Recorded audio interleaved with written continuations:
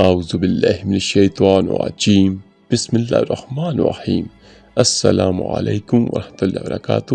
میرے عزیز بھائیوں بہنوں اور بچوں، حضرت ابن عمر رضی اللہ تعالیٰ عنہ بیان کرتے ہیں کہ رسول اللہ صلی اللہ علیہ وآلہ وسلم نے فرمایا، صرف دو آدمیوں پر رشک کرنا جائز ہے۔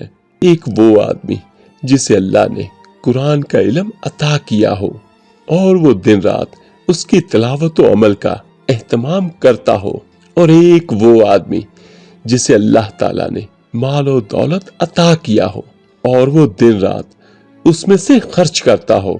حضرت ابو ہریرہ رضی اللہ تعالیٰ عنہ بیان کرتے ہیں کہ اللہ کے رسول صلی اللہ علیہ وآلہ وسلم نے فرمایا، بے شک اللہ پاک فرماتا ہے، انسان میری عبادت کے لیے فارغ ہو جا، میں تیرے دل کو مالداری سے بھر دوں گا، تیری محتاجی ختم کر دوں گا، اور اگر تو ایسے نہیں کرے گا تو میں تمہیں کاموں میں مصروف کر دوں گا اور تیری محتاجی ختم نہیں کروں گا۔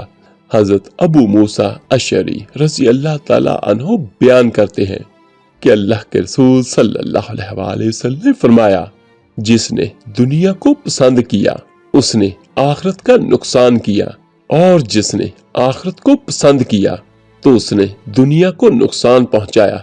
تم باقی رہنے والی چیز کو فنا ہونے والی چیز پر ترجیح مت دو، تم باقی رہنے والی چیز کو فنا ہونے والی چیز پر ترجیح دو۔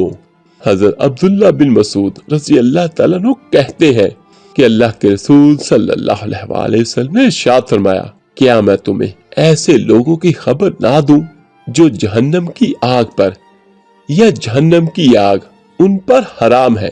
جہنم کی آگ لوگوں کے قریب رہنے والے، آسانی کرنے والے اور نرم اخلاق والے پر حرام ہے۔ سبحان اللہ۔ آپ میرے لیے دعا کیجیے گا، میں آپ سب کے لیے ضرور دعا کروں گا۔ اس ویڈیو کو لائک اور شیئر ضرور کیجیے گا، صدقہ جاریہ سمجھ کر۔ ملتے ہیں جلدی انشاءاللہ ایک نئی ویڈیو عمل کے ساتھ۔ اللہ پاک آپ کا اور آپ کی فیملی کا حامی و ناصر ہو۔ اللہ حافظ۔